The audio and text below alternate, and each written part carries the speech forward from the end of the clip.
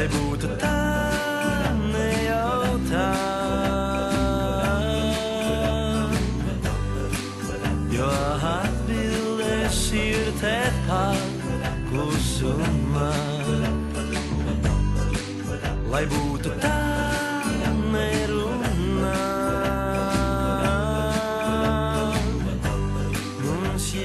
Kā jau šķiet noprotat, šoreiz ciemos dosimies pie grupas Tumsa solista Mārtiņa Freimaņa uz Rīgu.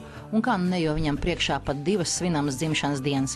Un viena no tām grupas 15 gada ar jubilejas koncertu tiks atzīmēta arī Valmierā. Parasti, ja ciemos vajag jau kaut kādu iemeslu, tā uzreiz jau neskries, vai ne? Bet es saprotu, ka mēs esam tā 2 dzimšanas dienu priekšvakarā. Tā ir? Nu, apmēram tā, cik priekšvakarā. Nu tad, Mārtiņ, tā krūze tev jauniem dzīvoklim, es saprotu, ka tu tikko esi ievācies, ja? Un tās pildspalvas, ko rakstīt autogrāfus meitenēm. Vai pildspalvas man noderēs īstenībā. Vai ne? Iznāk daudz rakstīt? Jā. Es viņus regulāri zaudēju, tāpēc, mājās tieši man noderēs, jo es regulāri, kad rakstu kaut kur dziesmu tekstus, tās pildspalvas tur ir atstājis. Es tā paši sāku bijusi. Bet kā tām meitenēm? Autogrāfus? Viņām parasti pašām ir līdzi savējās. Pildspalvas un vispārējais, ja? Jā. Viņas ir sagatavojušās kārtīgi vienmēr šim pasākumam, tā kā, ja man nav pildspalvas, es parasti neparakstos. Un es parasti līdzi nesāju, lai maksimāli izvairoties no šī te pasākuma. Jā, bet ja jūs runājam par tām dzimšanas dienām, tad, teiksim, varbūt pāris vārdus, kas tās ir par jubilējām? Es saprotu, tev pašam būs tas apaļais skaitlis jau. 30. Jā. Nē, īstenībā mēs izdomājām mazliet pasmēties par šīm pompozajām visām jubilējām, ko tagad šogad taisu. Visi, jā, tur tā un tā un tā un tā. Tad mēs tā sareiķinājām, ka mums ir pusmūža krīze, tas ir, respektīvi, Tumsai 15, Freimanim 30, kopā sanāk 45. Parasti tad jaunas mīļākās meklē tāds jaunos gados. Mēs tad cenšamies piesaistīt gados jaunu auditoriju. Kuras tās pilsētas būs, kur jūs svinēsiet to savu jubileju? Mēs tā centāmies maksimāli geogrāfiski izlikt. Tas ir Valmieru sāksiet, vai ne? Valmieru mēs sāksim, tad turpināsim ar Liepāju, pēc tam turpināsim ar Talciem un nobeigsim 10. novembrī Mārtiņos Rīgā, Ķīpsalā. Jā, nu par to jubileju un muzicēšanu un par to visu mēs runāsim arī raidījumu gaitā, bet tu jau saproti, ka tev kaut kas būs mums jātaisa cienestam, jo mēs tev dāvanu iedavām, tad mēs kaut ko gribēsim arī ēst. Kas ir tas? Es vienkārši uz ātro, es skrēju tagad no vienas vietas uz otru vietu, vēl pa vidam te tekstus rakstīju, kā jūs satikāt dažus māksliniekus, šur braucot, un man vēl jāskrien uz studiju, pēc tam ir tā, ka es pa ātro, es tādu studentu variantu uztaisīšu tūlītās, jo man tie studentu varianti garšo vislabāk. Šis viens no maniem mīļākajiem ēdieniem, man ļoti patīk visādas burciņas pirkt veikalā. Man attaisīs leduskapu vēlāk, tu redzēsi, ka tur ir burciņu kalni. Tukšs vai pilns? Pilns ar visu kaut ko. Tu tā uz dullo pērci vai skaties, kas tas? Uz dullo, kas man ienāk prātā. Es nesen atradu veikalā tomātu želejā. Atceries tādas? Vecmāmiņas kādreiz taisīja, ne? Jā, tomātu želejā. Es atradu un es saprikos burciņas, un tas bija viens vakars, un neviena tomāta vairs nebija. Tas jau viens pats vai tev draugi? Gan es viens pats, gan draugi. Vienkārši tomātu želejā aizgāja tā kā noklaks. Uz urā, vai ne? Uz urā, jā. Nu, un tad šitas būs tagad, tev tajās burciņās ir kas iekšā ir? Tie ir pelēkie zīmju sīpoli. Jā. Baigi labā lieta. Latvijas preci, jā? Ar visu cenu klausies. Baigi lēti sanāks tad šit taisīt. Es neatceros, cik viņi maksāja. Bet tas ir pa lēto. Jā. Mēs esam tā, un te ir žāvēta gaļīte. Tur mēs arī salātiņas piegatavosim klāt tā kā, tādas krepkos, jo tagad ir rudens, un tad visiem ir. Tev garšo sīpoli? Jā. Ķiplok? Ķiplok labāk pat. Jā. Es varēju gan viens, gan otrs kā ābols, un tas parasti smiedz kā vecs klozetpots nākamajā dienā. Tas jau, man liekas, ka tagad jau ķiploks sākā bez maz vai modē nāk, ja pie visiem ēdieniem likt. Man ļoti garšo sīpoli. Es atradu veikalā, es parādīšu. Jā, es biju pilnīgā šokā par kaut ko tik skaistu. Jēziņ. No kuras valsts tas ir nācis? Tas jau Latvijas preci. Mūsu paši Latvijas preci? Šitajā sausajā vasarā izaudzis tāds? Jā, tie kaut kādās siltumnīcās auguši noteikti ir, bet es ieraudzīju, nenoturējos, es saprikos veselu čupu ar sādiem zīpoliem. Un te es uztaisīšu viens no saviem mīļākajiem salātiem, kas ir tomāti ar sīpoliem un ķiplokiem. Abas tu lietas klāt? Abas divas, jā. Tam rezultātam vajadzētu būt tādam, ne? Nav viņš tāds dīvains rezultāts? Rezultāts ir tāds, kad ar asarām acīs ēd, bet ir garšīgi. Man ļoti garšo, un tas ir ļoti veselīgi. Labi, un varbūt, ka iepazīsim ar vēl vienu savu ģimenes locekli, jā? Tā ir man vienīgā dzīves sieviete vārdā Pepe, jā. Viņai ir grūtās dienas, viņai ir mēnešreiz, un viņa ir mazliet tāda neaptēsti uzvedās. Un pēc tam viņa nogurusi, jo mēs visu nedēļu braucām filmēties jaunajā Arvīda Krievu filmā. un kur arī Pepe ir loma. Viņa tēlo pati sevi. Lauku mājas suni viņa tēlo. Kāpēc viņa ir Pepe? Pepe? Es pat nezinu, tāpēc, ka viņa tāda izskatās. Pēc viņa Pepe, ja? Jā, bet tev ir laikam savs stāsts, kā Pepe pie tevim atnāca. Pepe ir no Patvērsnes. Viņa ir pamestais šunelis. Bet viņa nebija pārāk liela, viņai bija kaut kādi 2,5 vai 3 mēneši, kad es viņu savās no Patvērsnes.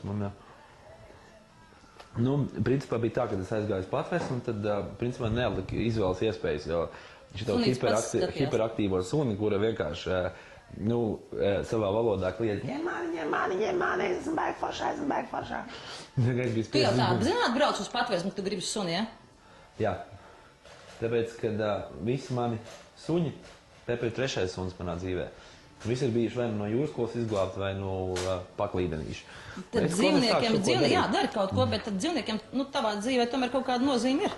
Vai tas... Taču mans mūža sapnis bija studēt bioloģiju, un tāpēc es,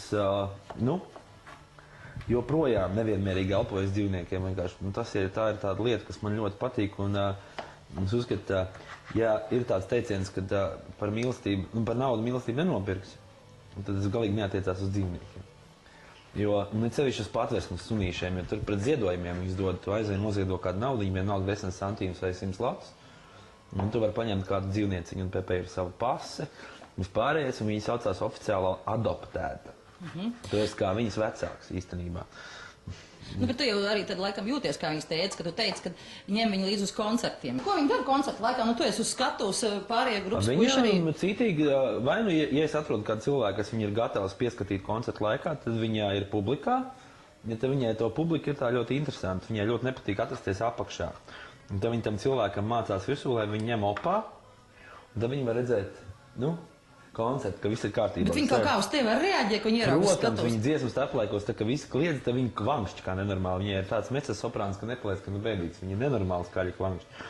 Tad jau jāsaka Valmieras faniem, viņi grib redzēt tavu Pepi, kad ir jānāk uz Olimpisko centru skatīties grupas Stumbas koncertu, ne? Bet tieši tā arī ir, jo viņa arī bijusi uz skatuves, un iespējams, ka viņa lielajos Stumbas koncertos arī būs uz skatuves.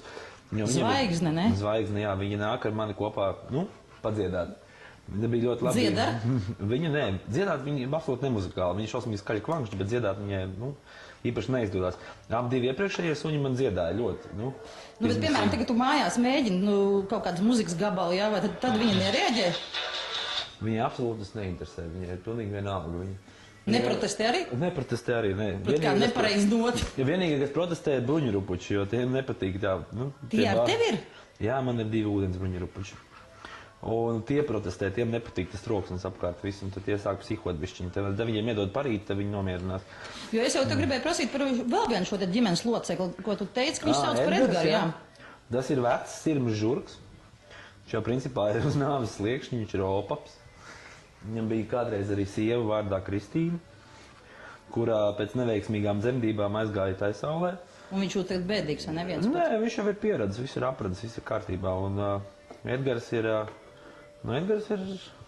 tāds mazais plosītājs, viņš to ņemās un perās. Vai tā viņš ir uzticīgi un dzīvojies un viss, un kad viņi palaiž pa grīdu, tad viņš uzticīgi seko pa visu dzīvokli. Arī gribi? Labi, ņem. Kur bija? Tagad tu to gaļu cepsi, ja? Jā. Uzcepšu vienu normālu latviešu ēdienu, klausieties jums. Es tā jūtu, ka tev būs normāls latviešu ēdienas. Jo Mārtiņos. Un es cerēju, es šogad arī ceru visu latviešu tautu pierunāt uz to, ka mums nevajag svinēt Helovīnus. Jā, es šodien skatījos, ka Rīgā veikali visi jau ir, teiksim, pilni ar visiem šiem ķēmu maskām un visu kaut ko tam līdzīgi. Helovīni ir ārzemnieku gabals, bet mums ir pašiem savi Helovīni. Tā saucās ķekatas, kas sākās Mārtiņos. Un tāpēc es aicinu visus latviešu cilvēkus sākt Helovīnu svinēt 10. novembrī, kad ir Mārtiņa un kad ir pēdējais laiks to darīt. Jā, tu tā, teiksim, tās latviskās tradīcijas, tev tādas svarīgas ir, vai? Ir, jā. Jo es pēc savas pārliecības esmu pilnīgs un absolūts pagāns. Un tas nav pa jokam, tas ir pa nopietnam. Un ko nozīmē tas, ka tu esi pagāns? Ko es ticu šai te latviešu svētajai trīsvienībai, kas ir Dievs, Māra, Laima un vispārējais. Un man viņas patīk, un es esmu studējis folkloru un vispārējo, un es to neuzskatu par nekādām muļķībām, bet uzskatu par ļoti nopietnu lietu. Un cenšos arī lielākā vai mazākā mērā ievērot šīs latviešu tradīcijas, arī svinēt Ziemassvētkus pa latvisko, nevis pa kristietisko. Nav man tā kristīgā ticība tuva. Neesmu es kristietis, un tas nenozīmē, ka es esmu neticīgs. Es esmu ticīgs, bet ne kristietis. Tātad mums tagad pašlaik gaļa cepās. Tagad nākošais process būs tas lielais sīpols. Jā, es jau tā esmu iesācis. Vienkārši uztaisīšu salātus, savus mīļākos salātus. Ja nebrīnies par to, kā tas viss izskatīsies. Nē, es pašlaik par ko nebrīnos. Bet es saprotu, tajā koncertā, kas būs Valmierā, tas jubilejas koncerts, tur jau būs tev tie, mēs veicēji, tā nevarētu teikt, bet līdzjutēji, kas uz skatuves līdziedātāji. Ļoti daudz grupas un viesu.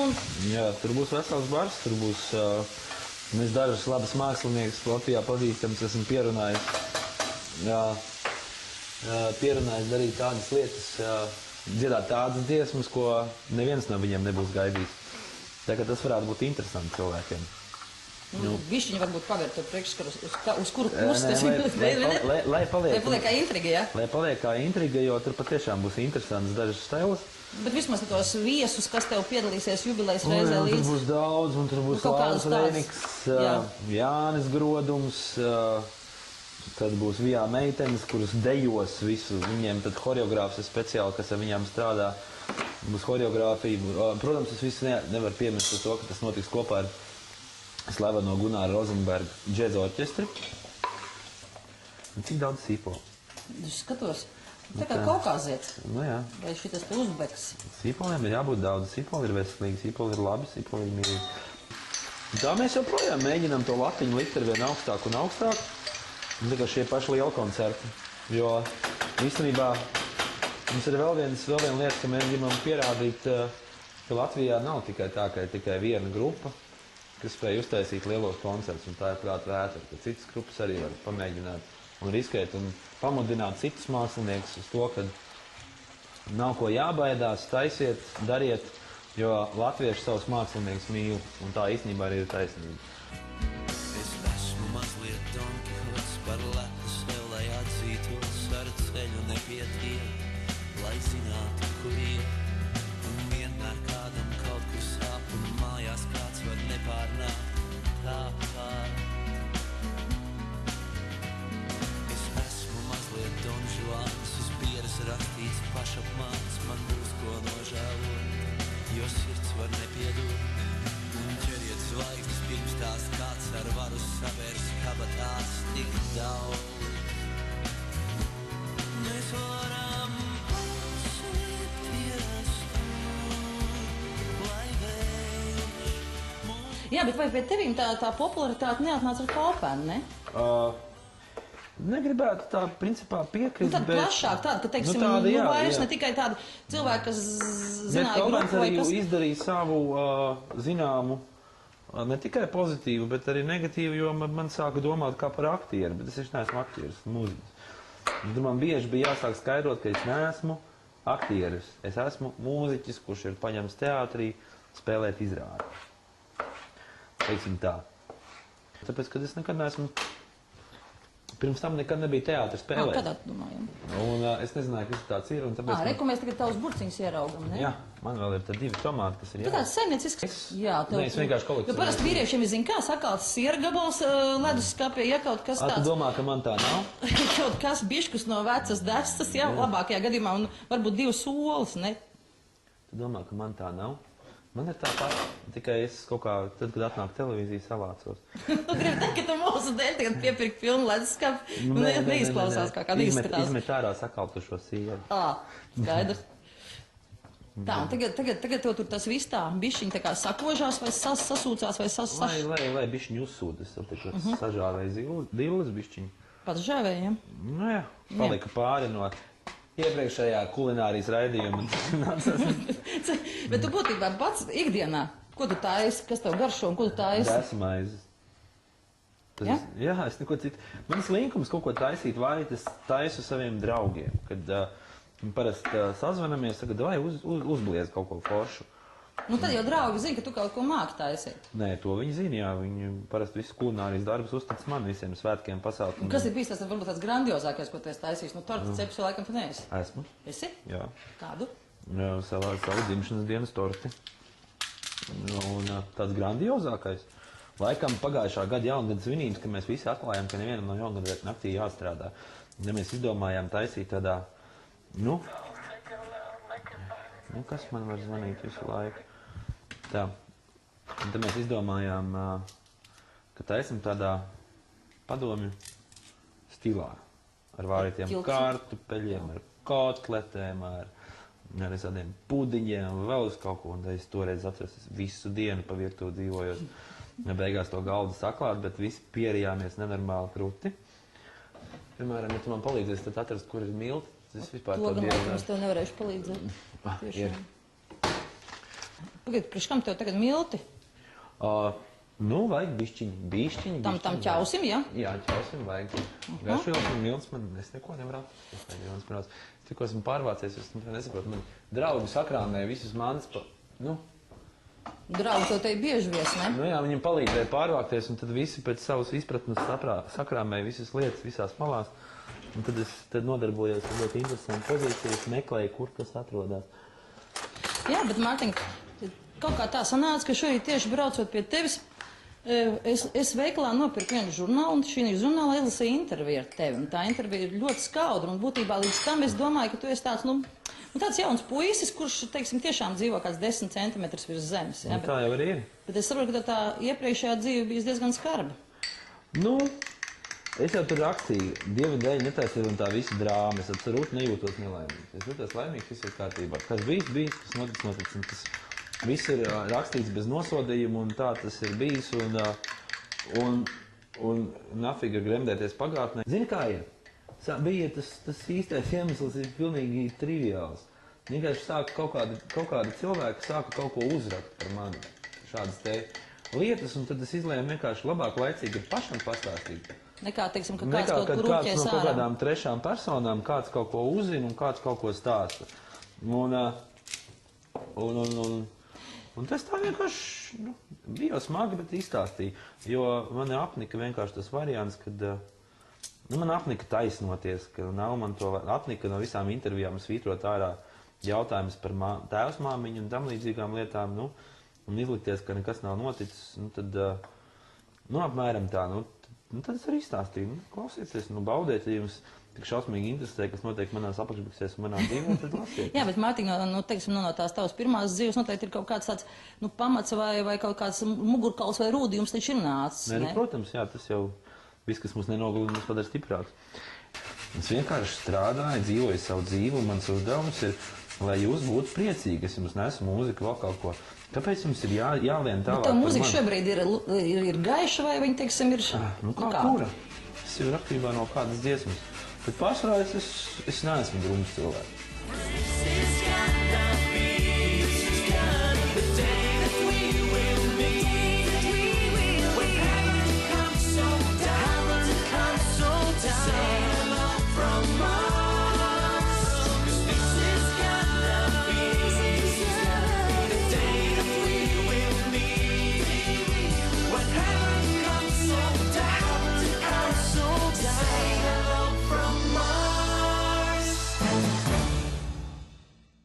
Par tiem taviem dziesmu tekstiem un muziku. Kā tā pie tiem atnāk? Kā tas notiek, šis radošais process? Es esmu nogurs uz šo jautājumu. Es zinu, jā, tu ej pa ielu un dungo vai ne, bet... Es tev pateikšu vienu piemēru ar pretjautājumu. Vai tu man vari pateikt, kāpēc tu ej uz tualeti? Divas svarīgākos iemeslus. Vajadzības bieži. Vajag un gribās. Jā. To tieši tāpat ir, ja? Tad, sarot ir tā, un dažreiz viens iemesls ir dominējošais, par otru, vai arī otrādi, piemēram, ja? Vajag vai gribās. Un šī paša iemesla dēļ, diemžēl, ja cilvēkam ir dzīve iedevusi tādu lietu kā vēseles caurei, ja? Tu gribi teikt, ka viss tā dziesmu teksti un muzika ir bišķis ar šo jomu saistīt? Jā, tā ir tāda vēseles caurei. Tev vienkārši tev vai nu vajag, vai nu gribās. Sākumā bija tā pārsvarā, ka gribās. Gribās rakstīt tās dziesmas, gribās. Un tagad tā kļūst par tavu profesiju. ka tu ar to sāc pelnīt naudu, tad jau vairāk dominē šis te fakts, ko sauc par vajag. Jo ir bieži bijis tā, ka piezvana, ka to darbu ir tik daudz, ka piezvana 10:30 no rīta man piezvana. Saka, nu tad 12 to dziesmu studiju atnesīs, jā? Es tur saku, jā, protams, jā, viņš viss kārtībā, tas nekas, ka tās dziesmas nemaz nav. Viņi tavus pasūtījumu nevar atnākt, tikai tad, kad ir caurēji, ne? Nē, viņi ļoti labus pasūtījumu atnākt, jā. Un tā brīdī ieslēdzās variants vajag. Tad ir tā caurēji klāt, jā? Un tad tu vienkārši, jāspiež. Iedzer caurēji zāli, kuru sauc Rīgas melnais balzāns. Un stundas laikā bliez augšā vienkārši tos gabals, jo kas tas tev atliek? Jā, Pepe, viss kārtībā. Tagad izstāst, ko tur tagad, kamēr mēs runājam, saliku klāt. Tagad es lieku savu, tā teikt, lielāko aizraušanos, tās ir garšvielas. Es varu salikt. Nē, pirms tam tu, man liekas, krējumu pieliku, vai es nenofiksēju? Krējumu es pieliku, jā. Krējumu, jā? Jā. Tomātiem tu pierievēji vēl ķiploku. Un ritīgi kārti, jēziņ. Šokar laikam uz balli vairs iet nevarēs. Nu, var izmazgāt. Tad, teiksim, grupas biedri nesaka neko, ka šitāds ķiploks un sīpols sajiedies aizies. Nē, es viņus esmu pieredinājis, ka tā nāksies ēst. Pielūdzējis, ko saka? Pielūdzējis? Es parasti cenšos doņām turēties pa gabalu. Nē, es zinu, ka es no ķiplokiem nebēgu, bet šī tāda galda, es klāt sakot, vienos salātos neesmu redzējis. Nu, nāksies. Bet saka, būs labi, jā? Jā. Ir strebjams. Jā. Un tā ceru, ka būs ok. Ja bišķiņ to visu pasākumu sabiezināsim. Tas būs, kas tur būs klāt, ko tik lies? Mazliet miltus pieliksim klāt. Mums augsim to par pelēkajiem zirņiem mūsdienu latviešu gaumē. Tas ir Mārtiņa Fremeņa gaumē, nevar teikt? Jā, var Fremeņa gaumē, jo man ļoti garšo, man no studentu gadiem šī te puturiņa, ko pārdod, un tas toreiz bija vispār izdzīvošanas jautājums, jo... Nu, kā sanāca? Ģeniāli. Ja man mīļākie dzīves salāti. Es tam iešu studiju dziedāt, producents kā lamāsies. Tad tu smirdi pēc ķiplokiem? Nē, ka visu studiju pēc tam smirdi pēc... Ja nācies izgāsties arī, vai teiksim, iekļūt kaut kādā smalkā kompānijā, kad tu esi ēdžis ķiploks un sīpols. Zini, kā man kādām smalkajām kompānijām? Parasti nekas nespēja pārsteigt. Es absolūti nejūtos iesprostos kaut kādās uzvedības kanjonos, tādās kanonos. Man daži draugi to bieži ir pārmesuši, ka es neprotu uzvesties. Bet man šausmīgi ir viena lieta, kas man nenormāli riebja. Tā ir nepamatoti pārsmalka uzvedība. Vienkārši es ciesi nevaru. Tajā brīdī man gribas vai nu atraugāties, vai nu atvainojiet, noraud zobu. Bet tev taču noteikti ir nācies muzicēt kaut kādos smalkos sajietos, kur šāda publika ir pietiekoši, ne? Parasti tas viss beidzās ar to, ka tā publika velk no žaketes atšlipas un saprot, ka nemaz tik smalki nav, ka grib arī... Jā, kad ja viņi tūlītās neatbrīvosies, tad būs vienkārši nekas. Kā tādu publiku var iekustināt? Tādu pārsmalku, kas sēž pie galda, teiksim, noraugās? Elementāri. Viņiem visiem ir viena problēma. Viņiem ir uzlikta etiķete no kaut kādas apkārtējās sabiedrības un tam līdzīgi. Bet, ja viņiem nostājas priekšā cilvēks, kuram ir pie dirsas tā etiķete, atvainojiet, pateicu, viņus tik daudz pīdabūsies likt virsā. Nekas, mēs jau lauku televīzijas, gan jau mūsu skatītājs sapratīs. Nostājas cilvēks, kuram ir pilnīgi, te ir kaut kas izrāvies, tas nekas. Kuriem pilnīgi pie pakaļas ir tā viņu etiķete un tas ārkārtīgi pārspīlētais smalcisms, jā? Nu, tāds laukpāķis kā es, piemēram. Un tad viņi kaut kā pēkšņi atbrīvojās un saprota, ka nafik to visu. Nu, nekas rītā būs morāļņiki, nekas pārdzīvos, būs viss labi. Tā, nu tagad laikam tu jau esi salicis pa šķīviem, jo ja tad būs jāsāk degustēt. Bet kamēr mēs garšosim sīpolu, ķiploku, tomātu salātus un pelēkos zirņus mūsdienu latviešu gaumē, reklāmas pauze.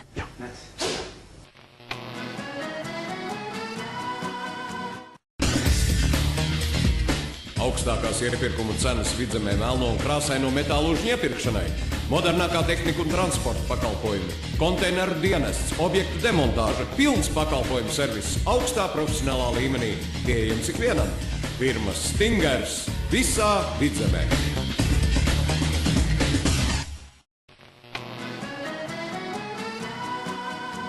Nu, Pepīt, Cēzariņu ņemsim? Nu, ņemsim Cēzariņu. Nu, dabūs Cēzariņu. Jā, ir Cēzariņš, jā. Cēzariņš. Protams, ka viņi zina, kur atrodas Cēzariņš, jā. Gardumiņš, Cēzariņš, Gardumiņš, Cēzariņš, jā. Jā, būs, jā. Nu.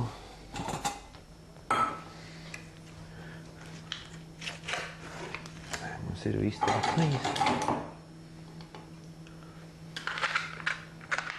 Cēzariņu. Laikam pie tādiem krīšķiem netiek, vai ne?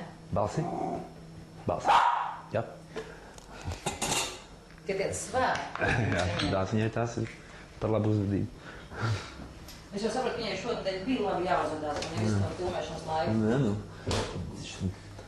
Starp citu, bet viņa vienīgā, kas ir ar pirmo dublu normāli filmējusies. Jā, Marija, varbūt par to filmu. Kas tā ir par filmu, kurā tu filmējies?